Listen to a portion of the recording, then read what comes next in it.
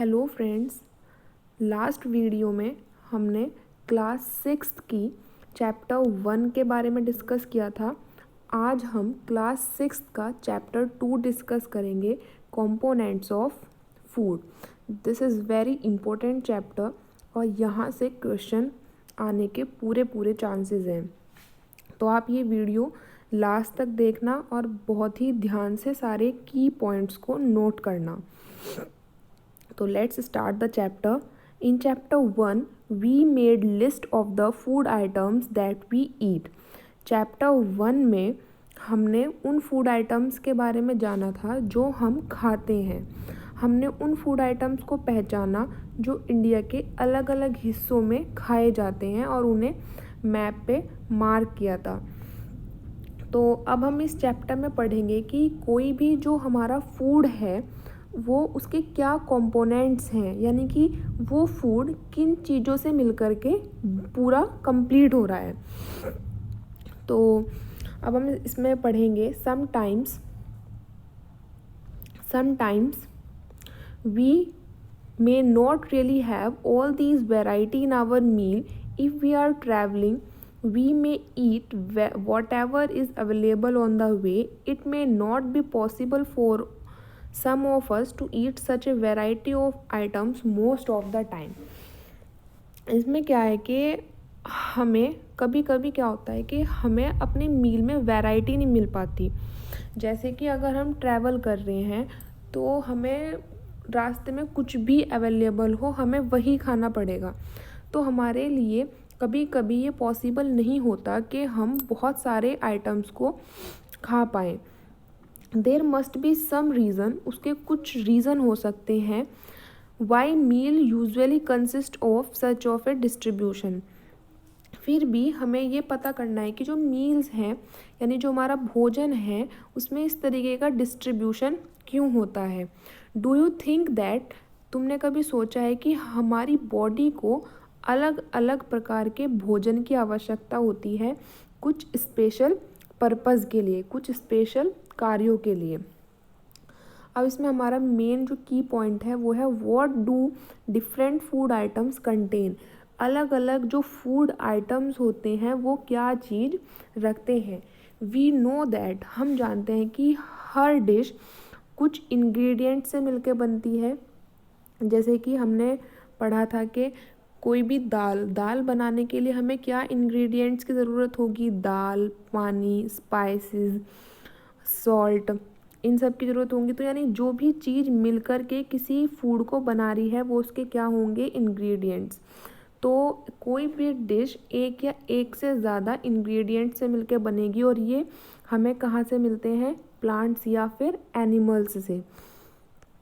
These ingredients contain some components. ये ingredients कुछ components रखते हैं जिनकी हमारी बॉडी को ज़रूरत होती है और इन components को हम क्या बोलते हैं, न्यूट्रिएंट्स। इम्पोर्टेंट है ये बहुत, यहाँ से क्वेश्चन आ सकता है CTET में। The major nutrients in our food, जो हमारे भोजन में मेन न्यूट्रिएंट्स पाए जाते हैं वो है हमारे carbohydrates, proteins, fats, vitamins and minerals. In addition, इसके साथ साथ फूड में हमारे कुछ डाइटरी फाइबर्स होते हैं और पानी होगा जिसकी हमारी बॉडी को ज़रूरत होती है।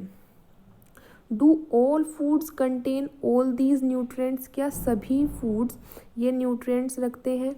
विथ सम सिंपल मेथड्स, हम कुछ सिंपल आसान तरीक़ों से ये चेक कर सकते हैं कि जो खाना हमने पकाया है या जो कच्चा इंग्रेडिएंट हमारे पास में है उसमें इन न्यूट्रिएंट्स का कोई एक है या एक से ज़्यादा न्यूट्रिएंट्स हमारे फूड में प्रेजेंट हैं।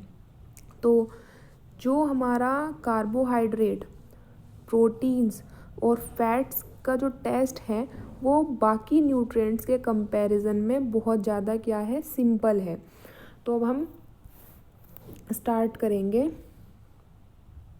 कार्बोहाइड्रेट की टेस्टिंग से। दिस इज़ वेरी इम्पोर्टेंट, यहाँ से हमारा क्वेश्चन आ सकता है CTET में। जो भी इम्पोर्टेंट है, जो भी हाईलाइटेड पार्ट है, वो आप अपनी नोटबुक में की पॉइंट्स डाल करके नोट कर सकते हो और फिर एग्ज़ाम टाइम पर उसको रिवाइज कर लेना। There are many types of carbohydrate. Carbohydrate के बहुत सारे प्रकार होते हैं और जो मेन कार्बोहाइड्रेट हमारे भोजन में पाया जाता है वो किसकी फॉर्म में पाया जाता है? स्टार्च और शुगर्स की। तो सबसे पहले हम करेंगे स्टार्च का टेस्ट। हमें take a small quantity of a food item, हमें कोई भी फूड आइटम लेना है या फिर रॉ इंग्रेडिएंट लेना है, उस पर 2 या 3 ड्रॉप्स आयोडीन सॉल्यूशन की डालनी है, डाइल्यूट आयोडीन सॉल्यूशन की। तो क्या तुमने उस फूड आइटम के, जो भी आपने फूड लिया, उसके कलर में कोई चेंज ऑब्जर्व किया? क्या वो जो फूड आइटम था वो ब्लू ब्लैक कलर का हो गया? तो अगर ब्लू ब्लैक कलर आता है तो ये हमारा इंडिकेट करेगा कि उस फूड में क्या प्रेजेंट है? स्टार्च प्रेजेंट है। ये हमारा इम्पोर्टेंट है कि स्टार्च की प्रेजेंस कौन सा कलर इंडिकेट करेगा। अब है हमारा टेस्ट फॉर प्रोटीन। प्रोटीन के लिए टेस्ट, इसमें हमें क्या करना है? कोई भी जो फूड आपको टेस्ट करना है उसको एक थोड़ी क्वांटिटी में लो। अब उसमें क्या करना है? ड्रॉपर की हेल्प से उसमें 2 ड्रॉप्स जो हैं कॉपर सल्फेट के डालो, 10 ड्रॉप्स कास्टिक सोडा के डालो और फिर उसको अच्छे से मिक्स कर लो। तो अगर वायलेट कलर आता है तो वायलेट कलर इंडिकेट करेगा कि उस फूड में क्या प्रेजेंट है? Protein. This is also very important. तो जैसे कि हमारा कच्चा आलू, कच्चे आलू में अगर आप स्टार्च का टेस्ट करोगे तो वो ब्लू ब्लैक कलर आ जाएगा। मिल्क में हमारा क्या प्रेजेंट होता है? प्रोटीन। ग्राउंड नट, मूंगफली में हमारा क्या होगा? फैट प्रेजेंट होगा। अब है हमारा फैट्स के लिए टेस्ट। फैट का टेस्ट बहुत इजी है। इसमें क्या करना है? जो भी आप फूड आइटम लोगे उसको एक पेपर में रैप कर लो और उसे क्रश कर लो, यानी कि पीस लो अच्छे से। बस इतना ध्यान रखना है कि पेपर फटे ना। अगर पेपर पर ऑयली धब्बे टाइप आ जाते हैं तो समझो कि फूड आइटम में क्या प्रेजेंट है? हमारा फैट प्रेजेंट है। अब ये हमने यहाँ पर टेस्ट किया न्यूट्रिएंट, मतलब जो हमारे न्यूट्रिएंट्स हैं, कार्बोहाइड्रेट, प्रोटीन्स और फैट्स। हमारे फूड में दूसरे न्यूट्रिएंट्स भी प्रेजेंट होते हैं जो है हमारे विटामिन्स, मिनरल्स और डाइटरी फाइबर्स और वाटर। अब ये जो न्यूट्रिएंट्स हैं ये हमारी बॉडी के लिए क्या काम करते हैं? ये एक बहुत ही ज़्यादा इम्पोर्टेंट टॉपिक है। यहाँ से क्वेश्चन आने के 101% चांसेस हैं। तो न्यूट्रिएंट्स हमारी बॉडी के लिए क्या करते हैं? कार्बोहाइड्रेट। सबसे पहले हम पढ़ेंगे कार्बोहाइड्रेट। कार्बोहाइड्रेट हमारी बॉडी को एनर्जी प्रोवाइड कराता है। फैट भी हमारी बॉडी को एनर्जी देता है। वास्तव में फैट जो हैं वो उतने ही अमाउंट कार्बोहाइड्रेट के कंपैरिजन में फैट हमें ज़्यादा एनर्जी प्रोवाइड कराता है। फूड्स कंटेनिंग, जिन फूड में हमारे फैट्स और कार्बोहाइड्रेट प्रेजेंट होते हैं वो फूड हमारा क्या कहलाता है? Energy giving food. ये इम्पोर्टेंट है कि जिन फूड में फैट और कार्बोहाइड्रेट प्रेजेंट होता है वो हमारा कहलाता है एनर्जी गिविंग फूड। प्रोटीन की ज़रूरत जो है वो हमारी बॉडी को ग्रोथ के लिए होती है और हमारी बॉडी के रिपेयरिंग के लिए होगी। फूड्स प्रोटीन, जिन फूड में प्रोटीन प्रेजेंट होगा वो हमारे क्या कहलाएंगे? Body building foods. जिनमें फैट प्रेजेंट था वो हमारे क्या थे? Energy giving food. फैट्स और कार्बोहाइड्रेट वाले क्या थे? एनर्जी गिविंग फूड, क्योंकि वो हमें एनर्जी दे रहे हैं। प्रोटीन हमारी बॉडी की ग्रोथ में और रिपेयरिंग में हेल्प करता है, इसलिए ये कहलाते हैं बॉडी बिल्डिंग फूड। जो विटामिन्स हैं वो हमारी बॉडी को हेल्प करता है बीमारियों से लड़ने में। हमारी आइज़, बोन्स, टीथ, इन सबको स्ट्रॉन्ग करता है विटामिन्स जो हैं वो अलग अलग काइंड्स के होते हैं जिन्हें हम अलग अलग नाम से जानते हैं, जैसे कि vitamin A, vitamin C, vitamin D, vitamin E, vitamin K. और एक हमारा दूसरा ग्रुप होता है विटामिन बी कॉम्प्लेक्स का। अब क्या है कि हमारी बॉडी को अलग अलग टाइप के, इन सभी टाइप्स के विटामिन की ज़रूरत होती है थोड़ी थोड़ी क्वांटिटीज़ में। जैसे कि विटामिन ए हमारी स्किन और आइज़ को हेल्दी रखता है। विटामिन सी हमारी बॉडी को बीमारियों से लड़ने में हेल्प करेगा। विटामिन डी हमारी बोन्स और टीथ के लिए हेल्पफुल है।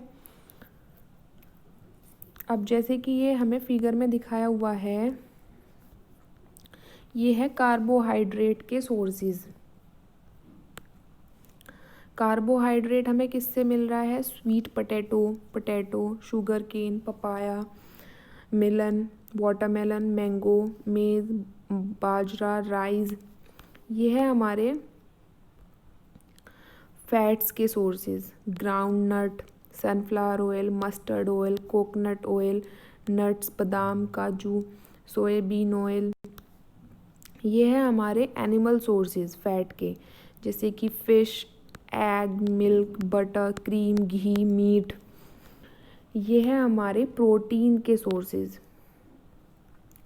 ग्राम, चना, मूंग, बीन्स, सोयाबीन, पीज। ये हमारे एनिमल्स से जो एनिमल सोर्सेज हैं प्रोटीन के, जैसे कि मीट, फिश, पनीर, एग्स। इधर ये हमारे विटामिन्स के सोर्सेज हैं। विटामिन ए मिलता है पपाया से, कैरेट से, मैंगो से। Vitamin B wheat, liver, rice. Vitamin C orange, tomato, guava, green chilli और लेमन और आंवला। विटामिन सी मोस्टली उन चीज़ों में पाया जाता है जो नेचर में कैसी होंगी? खट्टी, सोअर इन टेस्ट। विटामिन डी हमें मिलता है फिश से, एग से, लीवर से, मिल्क और बटर से। मिल्क में हमारे मोस्टली सभी विटामिन्स और फैट, प्रोटीन प्रेजेंट होता है, इसलिए सभी बोलते हैं कि हमें मिल्क, दूध ज़रूर पीना चाहिए। मिल्क में हमारा कैल्शियम भी प्रॉपर अमाउंट में प्रेजेंट होता है। एक विटामिन डी का बहुत अच्छा सोर्स है हमारा सनलाइट। अब न्यूट्रिएंट्स के साथ साथ हमारी बॉडी को डाइटरी फाइबर्स की भी ज़रूरत होती है और पानी की भी। डाइटरी फाइबर्स को रफेज भी बोलते हैं। रफेज जो है वो मेनली मुख्य रूप से प्लांट प्रोडक्ट्स के द्वारा प्रोवाइड किया जाता है। जो हमारे ग्रेन्स हैं, अनाज, दाल है, पोटैटो है, फ्रेश फ्रूट्स हैं, वेजिटेबल्स हैं, ये सब रफेज के मुख्य सोर्स हैं। रफेज किसी भी प्रकार का कोई न्यूट्रिएंट हमारी बॉडी को प्रोवाइड नहीं कराता, लेकिन ये हमारी फूड का एक एसेंशियल ज़रूरी कंपोनेंट है, क्योंकि ये हमारी बॉडी की हेल्प करता है अनडाइजेस्टेड फूड को बाहर निकालने में। Water helps our body. Water जो है वो हमारी बॉडी की हेल्प करता है फूड से न्यूट्रिएंट्स को एब्जॉर्ब करने में और हमारी बॉडी से वेस्ट को बाहर फेंकने में, जैसे कि यूरिन के रूप में और स्वेट, पसीने के रूप में। अब आता है हमारा इसमें बैलेंस्ड डाइट। बैलेंस्ड डाइट क्या होगा कि हमें जितने भी न्यूट्रिएंट्स जितने भी हमारे फूड में होते हैं, सभी हमें ना तो ज़्यादा मात्रा में लेना चाहिए और ना कम मात्रा में लेना चाहिए। प्रॉपर ग्रोथ और मेंटेनेंस के लिए, अच्छी हेल्थ के लिए जितने भी न्यूट्रिएंट्स हैं वो हमारी डाइट में गुड अमाउंट में प्रेजेंट होने चाहिए। हमारी जो डाइट है उसमें न्यूट्रिएंट्स प्रेजेंट होने चाहिए, रफेज होना चाहिए और वाटर होना चाहिए। ऐसी डाइट क्या कहलाती है? Balanced diet.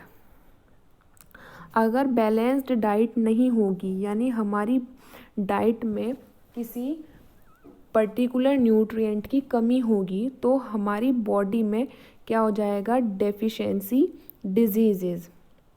जैसे कि एक person may be getting enough food to eat, एक कोई आदमी है उसे खाने के लिए पर्याप्त भोजन है, लेकिन but the some time the food में not contain a particular nutrient, लेकिन फूड में कोई पर्टिकुलर न्यूट्रेंट प्रेजेंट नहीं है। अगर यही खाना वो लंबे टाइम तक खाता रहा तो उस आदमी को क्या हो जाएगी, डेफिशिएंसी यानी कि कमी हो जाएगी उस न्यूट्रिएंट की। एक या एक से ज़्यादा न्यूट्रिएंट की कमी होने में, डेफिशिएंसी होने में हमारी बॉडी में, उससे हमें क्या हो जाती है, डेफिशिएंसी डिजीजेज। जितनी भी डेफिशिएंसी डिजीज़ हैं हम उन्हें रोक सकते हैं अगर हम बैलेंस्ड डाइट लें।